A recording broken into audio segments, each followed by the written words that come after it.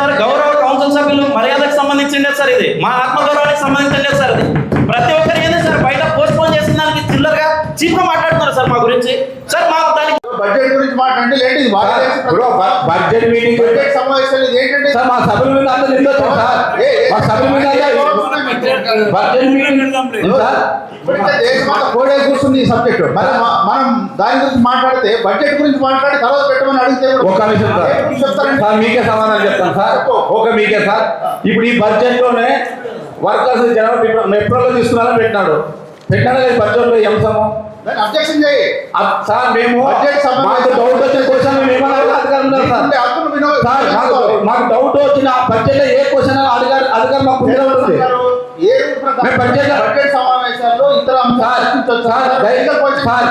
Sir మా గొంతులో నొక్కదండి sir, మీరు మా గొంతు నొక్కండి.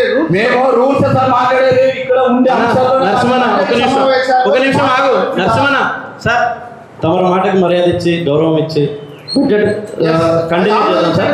కానీ సార్ బడ్జెట్ లో దీనికి సంబంధించిన ఇష్యూ వచ్చినప్పుడు దీని గురించి మాట్లాడచ్చా సార్?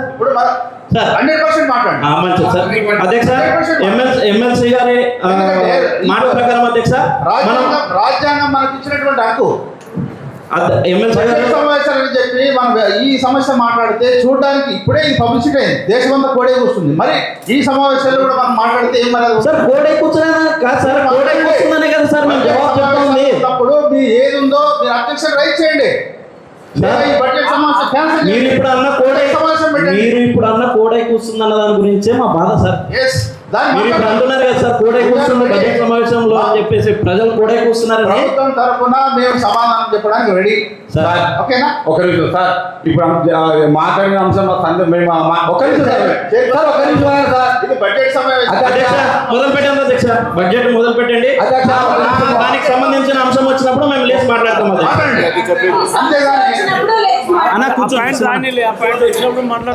మాట్లాడొచ్చు కదా. పోస్ట్ పోన్ అయింది కాబట్టి ఈరోజు ఖచ్చితంగా దీన్ని చేయాలి అని చెప్పేసి చేస్తా ఉన్నారు అధ్యక్ష. అధ్యక్ష మీ ద్వారా గౌరవ ఎమ్మెల్సీ గారికి కొన్ని మా కౌన్సిల్ తరఫున ఎందుకు 2 సార్లు పోస్ట్ పోన్ చేయాల్సి వచ్చింది దీని గురించి 2 నిమిషాలు అధ్యక్ష, తొందరగా ముగించేస్తాను అధ్యక్ష. సార్ చాలా మాట్లాడినారు సార్, 2 వారాలు 2 మీటింగ్ పోస్ట్ పోన్ అయినప్పటి నుంచి చాలామంది బయట కూడా కౌన్సిలర్లు వచ్చి తినిపోతున్నారు, వాళ్ళ ఇంట్లో సొమ్మ తినిపోవడానికి అవి ఇవి అని చెప్పేసి. ఎందుకు పోస్ట్ పోన్ చేయాల్సి వచ్చింది ఈ బడ్జెట్ సమావేశం 2 సార్లు అనేది? సార్ దీని గురించి కొన్ని సిరీస్ ఆఫ్ ఇన్సిడెంట్స్ చెప్పాలి సార్ మీ దగ్గర. మున్సిపల్ అడ్మినిస్ట్రేషన్ సార్ ఒక మెమో ఇష్యూ చేసింది సార్. ఏమని ఇష్యూ చేసింది సార్? సార్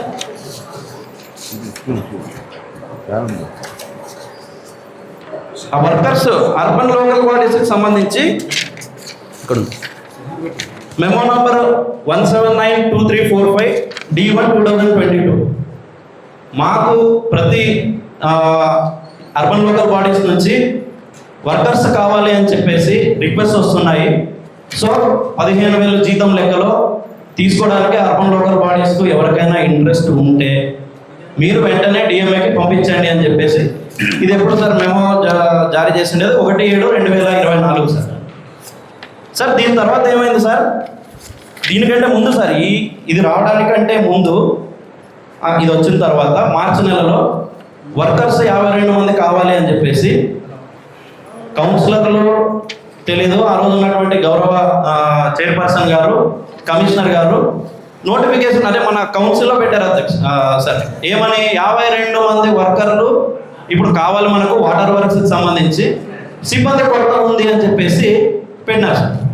పెట్టిన తర్వాత సార్ ఆ రోజు ఉన్నటువంటి రాజకీయ పరిణామాలు, ఆ రోజు ఉన్నటువంటి మన కౌన్సిల్లో ఉన్నటువంటి సమస్యల దృష్ట్యా 3 నెలలు పోస్ట్ పోన్ అయింది సార్ ఇష్యూ. తర్వాత ఫైనల్గా జూన్ నెలలోనో జూలై నెలలోనో దానికి సంబంధించినది పాస్ చేసినాం సార్.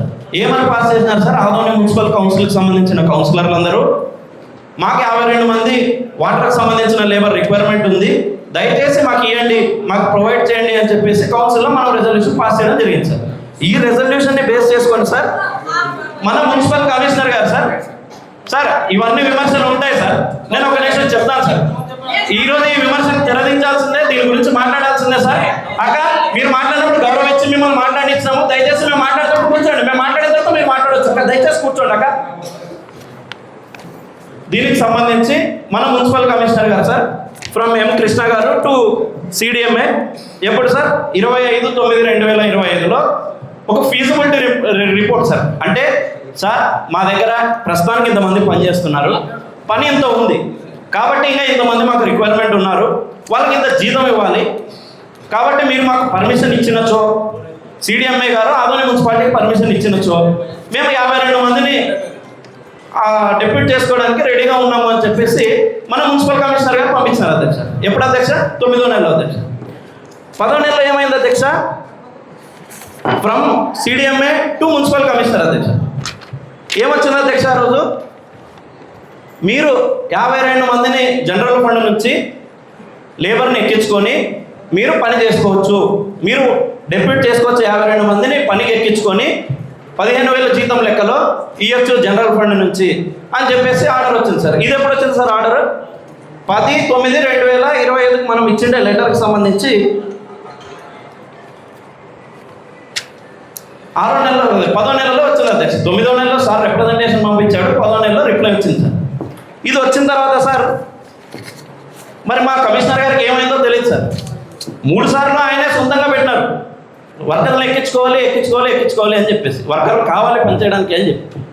ఎప్పుడైతే డిఎంఏ దగ్గర నుంచి లెటర్ వచ్చిందో ఆ రోజు నుంచి మేము అడగడం మొదలుపెట్టినాం సార్. సార్ మరి డిఎంఏ దగ్గర నుంచి లెటర్ వచ్చింది కదా మన మున్సిపాలిటీకి, ఎందుకు సార్ మనం ఎక్కించుకోవడం లేదు లేబర్ని అని చెప్పేసి మనం అడిగితే సార్ ఏం చెప్తారు సార్? 10వ నెలలో సార్, 10వ నెల కౌన్సిల్ మీటింగ్లో సార్ నా దగ్గర బడ్జెట్ లేదు, ఈ సంవత్సరానికి సంబంధించి నా దగ్గర బడ్జెట్ లేదు కాబట్టి ఏప్రిల్ నెల నుంచి మేము ఎక్కించుకుంటాం సార్. కొన్నిసారి మీరు రాలే నరసింహ గారు వైస్ చైర్మన్ గారు ఇదే సబ్జెక్టు బడ్జెట్ సమావేశాలు మాట్లాడితే మేమే రిక్వెస్ట్ చేసామన్నారు, మాట్లాడదాం దాని గురించి. అయితే ఇంపార్టెంట్ బయట సార్ ఒక్క నిమిషం సార్. మేము చెప్పేది ఇది ఇందాక మా సీనియర్ సభ్యులు అన్నట్టు కాదు సార్, ఒక్క నిమిషం సార్. నరసింహ గారు ఏం మాట్లాడినారు మీరు అదే మాట్లాడుతున్నారు. లేదు సార్ ఇప్పటి నుంచి మాట్లాడదు, ఒక్కసారి వినాలి సార్ ప్లీజ్ సార్. ఎందుకంటే సార్ గౌరవ కౌన్సిల్ సభ్యులు మర్యాదకు సంబంధించిండే సార్, ఇది మా ఆత్మగౌరవానికి సంబంధించిండే సార్. ఇది ప్రతి ఒక్కరు ఏంటి సార్ బయట పోస్ట్ పోన్ చేసిన దానికి చిల్లరగా చీప్గా మాట్లాడుతున్నారు సార్ మా గురించి. సార్ మాకు దానికి మేము జవాబుదారు చెప్పుకోవాలి కదా సార్. సార్ మాకు అధికారం ఉందా లేదా సార్, మాకు హక్కు ఉందా లేదా సార్ చెప్పుకోవడానికి? సార్ లేదు సార్. ప్రెస్ కూడా ఈరోజు ఇంత వివరంగా ఎందుకు చెప్తున్నాం అంటే సార్, ఈరోజు మీడియా మిత్రులు ఉన్నారు సార్, ఆదోని టౌన్కి సంబంధించిన పబ్లిక్ అంతా చూస్తుంటారు కాబట్టి ఇంత వివరంగా చెప్తా ఉన్నాను సార్. ఇంకొక 2 నిమిషాల్లో ముగించేస్తాను సార్, మీరు సమయం ఇస్తారు సార్. సార్ నా దగ్గర బడ్జెట్ పెట్టుకోవడానికి నా దగ్గర బడ్జెట్ లేదో ఎక్కించుకోవడానికి అని చెప్తా ఉన్నాడు సార్. మేమేం చేసినాం సార్, అదే రోజు ఒక రెజల్యూషన్ ఇచ్చేసినాం సార్. మేము ఏమని ఇచ్చినాము? లేదు మాకు ఖచ్చితంగా లేబర్ రిక్వైర్మెంట్ ఉంది, నీటి పారుదలకు సంబంధించిన దాంట్లో, నీటి సప్లైకి సంబంధించిన దాంట్లో చాలా స్కేర్సిటీ ఉంది, లేబర్ స్కేర్సిటీ, ఎక్కించుకోవాల్సిండేదే, మీరు నవంబర్ 1వ తారీఖు నుంచి ఎక్కించుకోవాల్సిందే అని రెజల్యూషన్ పాస్ చేశాం sir. With CR number 276 if I'm not wrong. CR number 279 30వ తారీఖు 10వ నెల సార్. ఇక్కడ దాకా నరసింహులు గారు చెప్పినారు సార్ అంశం. ఇప్పటి నుంచి అంశం ఏమంటే సార్ రెజల్యూషన్ ఒకటి పాస్ చేసిన తర్వాత సదరు కమిషనర్ గారు దీనికి సంబంధించిన ఎండార్స్మెంట్ ఏదైనా కమిషనర్ గారికి ఇవ్వాలి. కమిషనర్ గారికి ఇచ్చిన మెజారిటీ సభ్యులు పాస్ చేసినారు కాబట్టి సార్ ఈ రికమెండేషన్ని గవర్నమెంట్కి పంపించాలి. సిడిఎంఏ గారికో కలెక్టర్ గారికో మరి వాళ్ళు దీనికి సంబంధించిన వాళ్ళు ఎవరున్నారో వాళ్ళకు దీనికి సంబంధించిన రికమెండేషన్ వితిన్ 24 hours 24 గంటల్లో పంపించి అక్కడి నుంచి ఏమొచ్చిందో దాన్ని రిప్లై చేయాలి సార్. సింపుల్గా నా దగ్గర బడ్జెట్ లేదు, నేను ఎగ్జిక్యూటివ్ అథారిటీని నేను ఎక్కించుకోను అని చెప్పేసి మొండిగా కూర్చుంటే కాదు సార్. ఇప్పుడు మాకు కూడా ప్రిస్టేజ్ ఇష్యూ సార్. మేము కూడా మా కౌన్సిల్లో ఉన్నప్పుడు మేము ఇంతమందిని పనికి చేర్పించినాము అని చెప్పేసి, ఇంతమందిని పని చేర్పించే అవకాశం కల్పించినాము అని చెప్పేసి మాకు ఉంటుందా సార్? మేము చేర్పించుకోవాలనుకుంటాం కదా సార్. ఇప్పుడు కమిషనర్ గారు దీనికి సమాధానం చెప్పాలి. ఏమి 24 గంటల్లో మీరు ప్రభుత్వానికి మేము పంపించిన రెజల్యూషన్ పంపించినారా లేదా? దయచేసి సార్ మీ ఆధ్వర్యంలో కమిషనర్ గారిని అడుగుతున్నాను సార్. మేము పంపించిన రెజల్యూషన్ గురించి ఆయన ఓవరాల్గా చెప్తా ఉన్నాడు సార్, నా దగ్గర డబ్బులు లేవు నా దగ్గర డబ్బులు లేవు నేను అని చెప్పేసి. సార్ మరి దీన్ని గవర్నమెంట్కి పంపించారా మున్సిపల్ చట్టం ప్రకారము లేదా అనేది ఒకసారి సార్ వివరించవలసిందిగా అడుగుతున్నాను సార్ మీ సమక్షంలో, మా అధ్యక్షుల సమక్షంలో.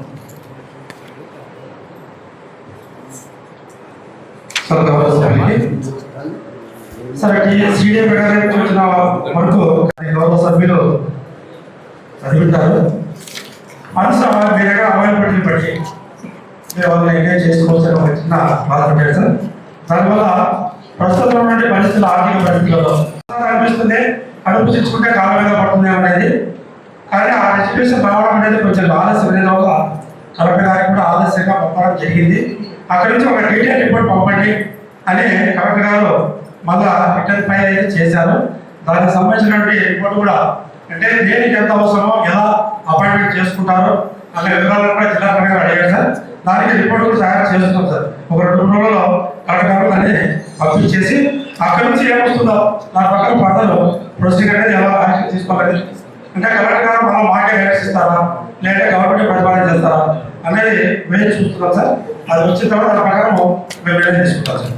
సార్ సరే, ఆయన కౌన్సిల్ సభ్యుల మీద రుద్దడం, వీళ్ళు ఏదో అమ్ముకుంటున్నారు, అది చేస్తున్నారు, ఇది చేస్తున్నారు అని చెప్పి నువ్వు ఇంకా తీసుకుంటామన్న కన్ఫర్మేషనే లేదు. ఎక్కడి నుంచి అమ్ముకుంటారు సార్ మేము వీటిని కౌన్సిలర్కి ఆపాదించి మా మీద నిందలేసి వాళ్ళు అంత తింటారు ఇంత తింటారని మాట్లాడి ఎంతవరకు సార్ వీటిని అనవసరం చేయని వాటిని మీద నింద మోపించుకునేది ఎంతవరకు కరెక్ట్ అని చెప్పేసి ఆ యొక్క కడుపు వేదంతోనే ఈరోజు లేచి మాట్లాడడం జరుగుతూ ఉంది సార్. దీని గురించి ఇప్పుడు గౌరవ సభ్యులు సార్ ఈ సబ్జెక్టు మీద నా దగ్గర సమాచారం ఉంది, గవర్నమెంట్ నుంచి వచ్చింది.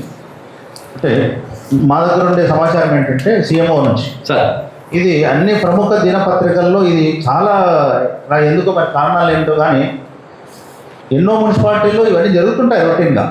కారణాలు ఏమో కానీ పబ్లిసిటీ అయింది, అన్ని ప్రముఖ పత్రికల్లో వచ్చింది. దీని మీద నాకు తెలిసి ప్రిన్సిపల్ సెక్రటరీ ఎంక్వైరీ ఉన్నట్టు నా దగ్గర సమాచారం ఉంది. ఎంతవరకు మీకు చెప్తారు సార్? ఫెయిర్ అపాయింట్మెంట్ చేసుకోమనండి సార్, తెలిపి చేసుకోమనండి సార్. అధికారులు ఉన్నారు, అధ్యక్షురాలు ఉన్నారు, మీరు ఉన్నారు, 2 ఎమ్మెల్సీలో ఒక ఎమ్మెల్యే గారు ఉన్నారు. వాళ్ళ ముందు ఫెయిర్ అపాయింట్మెంట్ చేసుకోమనండి. ఆయన మీద నిందెందుకు వస్తుంది, వేరే వాళ్ళ మీద నిందెందుకు వస్తుంది? అంతేగాని ఎవరో పేపర్లో రాసినారు అని చెప్పేసి జనానికి పనికి వచ్చే వాళ్ళను మనుషుల్ని ఎక్కించుకోకుండా ఎన్ని రోజులు టైంపాస్ చేస్తాం సార్? మీకు నిజంగా ఎంక్వైరీ జరుగుతుంది, మీకు అఫీషియల్గా ఏమైనా ఎంక్వైరీ వచ్చిందా ప్రిన్సిపల్ సెక్రటరీ గారి నుంచి? ఎంక్వైరీ జరుగుతుంది, అపాయింట్మెంట్ స్టాప్ చేసుకోమని ఏమైనా వచ్చిందా సార్ పేపర్లో? డీటెయిల్ రిపోర్ట్ అడిగారండి, పేపర్లో వచ్చిన కటింగ్ పైన detail report. Sir detail report ఏమని అడిగినారు సార్? దానికి అబ్జెక్షన్స్ వచ్చినాయి, దానికి నీ సమాధానం ఏమని అడిగి ఉంటారు అంతే. అంతేగాని అపాయింట్మెంట్ ఆపమని వచ్చి ఉంటుందా సార్? ఏ అధికారి ఇస్తాడు సార్? పేపర్లో వచ్చింది అపాయింట్మెంట్ ఆపు, మేము చెప్పేంత వరకు నువ్వు అపాయింట్మెంట్ చేసుకోదని ఇస్తారా సార్ పేపర్లో? ఏ అంశమైనా కానీ పేపర్లో ఎవరైనా అడుగుతారు సార్. సార్ పేపర్లో ఎవరైనా వివరణ పంపాల్సిందే. పత్రికా సోదరులు దాని గురించి రాసింటారు కాబట్టి దాంట్లో నిజాలు తెలుసుకునే బాధ్యత ప్రభుత్వం మీద ఉంటుంది కాబట్టి ప్రభుత్వం సదరు అధికారులను కానీ లేదా దానికి సంబంధించిన మనిషిని కానీ వివరణ కోరడం సహజం దీంట్లో. అంతేగాని నీకు ఎక్కడైనా దీన్ని నువ్వు వివరణ ఇచ్చే వరకు అపాయింట్మెంట్ చేసుకోవద్దు అని చెప్పి కమిషనర్ గారికి ఏమైనా ఉత్తర్వులు ఇచ్చారా ఎవరైనా? మేము ఇచ్చిన రిపోర్ట్ పైన గవర్నమెంట్ నిర్ణయం తీసుకుని వస్తుంది కాబట్టి అంతవరకు ఆగాల్సింది సార్. గవర్నమెంట్ నిర్ణయం తీసుకుంటే ఆపని చెప్తే మీరు అప్పుడు సమాధానం చెప్పాలి సార్. గవర్నమెంట్ మీకు చెప్పిందా నిర్ణయం తీసుకునేంత వరకు ఆగండి అని చెప్పి? వచ్చేవరకు ఆగాల్సిందే. ఆగారు సార్. ఎందుకు ఆగుతారు సార్? మీ పేపర్లో మీ మీద రాసింటే మీరు జవాబాదారు చెప్పుకోవాలి. మీరు జవాబాదారు చెప్పుకోకుండా మీ జవాబాదారు కోసం జనాలు ఎందుకు సార్ ఆగాలి? పేపర్లో మేము వెళ్ళిపోయి కదా, పేపర్లో మేము వెళ్ళిపోయి కదా. అవును సార్, పేపర్లో ఏపీరు పేపర్లో వచ్చిన దానిపైన ఖచ్చితంగా రిజైన్ మేము వేయాల్సిందే సార్. ఇవ్వండి సార్. దానిపైన గవర్నమెంట్ డీటెయిల్ రిపోర్ట్ అడిగింది కాబట్టి సార్ డీటెయిల్ రిపోర్ట్ అడిగింది, అంతవరకు అపాయింట్మెంట్ స్టార్ట్ చేయమని అడిగిందా సార్? ఒకటి కౌన్సిలర్లుగా మేము రెజల్యూషన్ పాస్ చేసిండే దాన్ని ఎందుకు చేయలేదు అనేది మా బాధ. మేము రెజల్యూషన్ పాస్ చేసిన తర్వాత కూడా మాకు ఎటువంటి సమాధానం ఇవ్వలేదు. ఆయన కలెక్టర్ లెటర్ పంపిస్తున్నాను, ప్రిన్సిపల్ సెక్రటరీ గారికి లెటర్ పంపిస్తున్నాను అని ఆయన చెప్తున్నాడు. మాకెవరు సార్ సమాధానం చెప్పేది? 2 నెలలు అయింది సార్ మేము రెజల్యూషన్ పాస్ చేసి. అంటే కౌన్సిలర్ రెజల్యూషన్కి కౌన్సిలర్ మాటలకు విలువ లేదా ఇక్కడ? కమిషనర్ గారు మేము పాస్ చేసిన రెజల్యూషన్లు పట్టించుకోవట్లేదా? ఆయన చెప్పమనండి సార్. చైర్మన్ గారి ద్వారా సభ్యులకు విజ్ఞప్తి ఏంటంటే ఇది ఆల్రెడీ పబ్లిసిటీ ఉంది ఈ సబ్జెక్టు. మళ్ళా ఇప్పుడు బడ్జెట్ పక్కన పెట్టి ఇది మాట్లాడతారనడం వాయిస్ పోతుంది. బడ్జెట్ అంశమే సార్. ఇది ఏప్రిల్ నుంచి ఇస్తున్నారు సార్. ఏప్రిల్ నుంచి బడ్జెట్ ఎక్కడ నుంచి తెస్తారు చెప్పమనండి సార్. ఆయన బడ్జెట్ అయిపోయిన తర్వాత మాట్లాడితే బాగుంటుందని నా సజెషన్. ప్రియారిటీ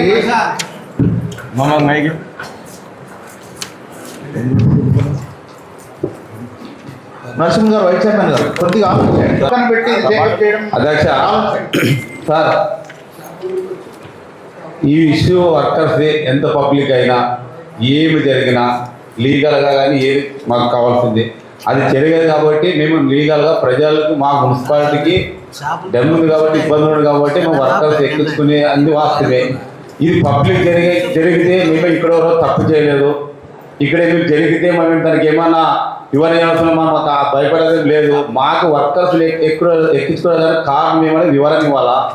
ఒకటి పబ్లిక్ అయితే ఏం తప్పేం సార్, ఇంత చేయడం లేదు కూడా తప్పు చేసినారు. ఇక్కడ మున్సిపల్ యాక్ట్ రూల్స్ పరంగా పరిధిలోనే వర్కర్స్ మేము మాకు ఎక్కించిన అధికారంలోనే మేము జాయినింగ్ తీసుకుంటున్నాం. కానీ మేము సొంతంగా మా పవర్ మున్సిపల్ యాక్ట్గా తీసుకునే అధికారం మాకు లేదు కదా. ఇక్కడ ఒకటి సార్, మేము వర్కర్ తీసుకున్న తర్వాత చైర్పర్సన్ ముందులో మేము ఏదన్నా కానీ డిసిషన్ తీసుకున్నా వద్దని చర్చించిన తర్వాతే అందరూ డిపార్ట్మెంట్ అందరూ ఆలోచన ప్రకారంగా ఇవి వర్కర్స్ ఎస్టిమేట్ కానీ పాపులేషన్ కానీ ఎక్కడ మన పంపంతో కానీ ఎక్కడ వర్కర్ స్ట్రాటజీ కానీ ఇవన్నీ స్ట్రాటజీలు చూసే ఎక్కడ పెట్టాలని చెప్పి ఆలోచించి ఒక ప్లాన్ ప్రకారంగా జనాభా పరంగా పాపులేషన్ పరంగా వర్కర్స్ తీసుకుని ఒక కౌన్సిలర్కి ముందు పెట్టినారు ఇంజనీర్ సెక్షన్ వాళ్ళు.